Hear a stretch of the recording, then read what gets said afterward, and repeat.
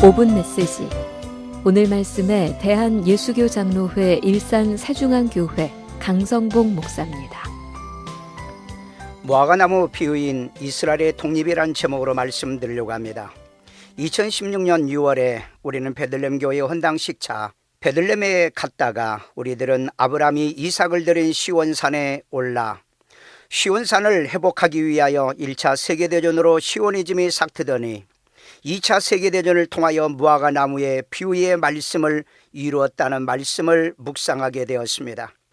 이스라엘의 독립선언서 히브리어로 하크라야트 하츠 마우트라는 영국이 팔레스타인의 지배가 끝난 날인 1948년 5월 14일 팔레스타인 지역을 유대인의 영토이자 이스라엘의 왕국과 유다 왕국을 계승한 국가로 선포한 문서입니다. 이날은 이스라엘에서 매년 독립기념일로 욤 하츠 마우트의 국경일로 팔레스타인들은 이날을 알 나크바라고 해서 재앙의 날이라고 하며 매년 5월 15일을 기념하고 있습니다. 이스라엘은 이스라엘의 독립선언 전에 이 땅에 사는 사람들은 민족과 종교, 언어나 성별을 불문하고 차별하지 않을 것이라는 취지의 선언을 한 바 있었습니다.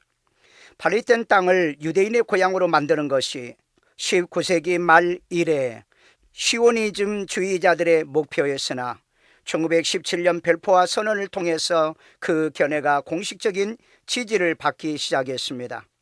선언에서는 영국 정부가 팔레스타인 지역에 유대인들이 집을 지어 달라고 하는 요구가 폭증하므로 폭력들이 일어나는 추세 속에서 영국은 이 문제를 유엔 총회로 넘겨버렸습니다.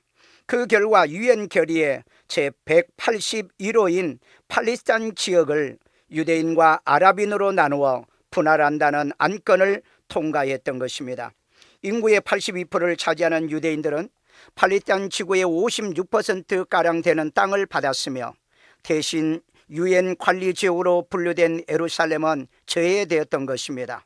이때 벤구리온은 이제 완성된 문서를 읽어드리겠습니다라고 말한 후에 16분간 선언문을 읽어내려 갔으며 이제 기립하여 유대인의 국가 창립을 문서로 받아들입시다 라고 하고 납비의 축복기도로 선언식을 끝맺었습니다. 독립선언을 한 다음 날 이집트, 이라크, 레바논, 시리아 군대의 공격으로 1948년 제1차 중동 전쟁이 일어났고 군인도 탱크도 없는 이스라엘이 승리하게 하심은 성경 마태복음 24장 32절 무화과나무의 비유를 배우라고 하신 말씀, 그 가지가 연하여 잎사귀를 내면 여름이 가까운 줄을 아나니라고 하는 말씀을 이루는 징조였던 것입니다. 청취자 여러분, 예수님을 십자가 못 박은 채로 1900년 동안 세계를 유랑하는 유대인들을 이방인의 때인 이방인의 구원의 수를 채워가시면서 약속한 유대인의 구원의 언약을 성취하고 있었습니다.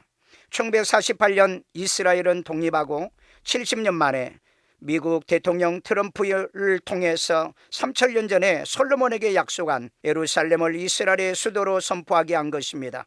이스라엘의 성전연구소가 예루살렘의 성전을 세우겠다는데 만약에 이것이 이루어진다면 다니엘에게 예고한 한 일의 하나님의 종말의 시간표가 막을 내리는 말씀을 우리는 묵상하게 되었던 것입니다. 시온산의 하나님의 성전과 예수님의 무화과나무의 비유의 말씀이 성경대로 이루어지도록 우리는 두 손을 들고 주여 삼창을 하며 드린 기도가 성경의 말씀이 이루어지는 일에 더하게 될 줄로 믿습니다.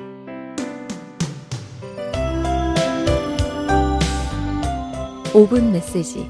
지금까지 대한예수교 장로회 일산 세중앙교회 강성봉 목사였습니다.